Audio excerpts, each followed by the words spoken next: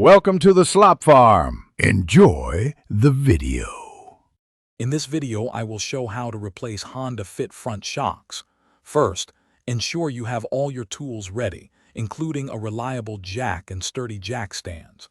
Safely lift your vehicle and place it securely on the stands. Then, remove the front wheel to gain clear access to the shock absorber assembly.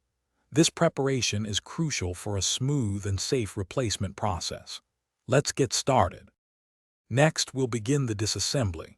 Carefully disconnect any brake lines or ABS sensor wires attached to the shock assembly.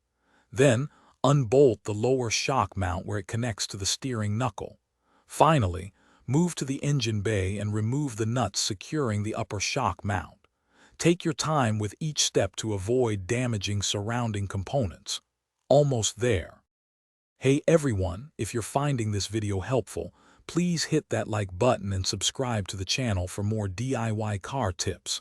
And on another note, after all that hard work replacing shocks, your car might need a little refresh.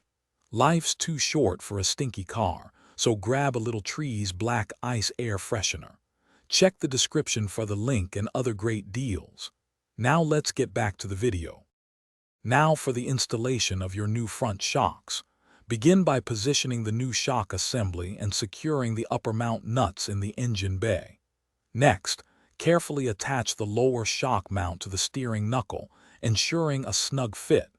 Don't forget to reconnect the brake line and ABS sensor, making sure they are properly routed and secured.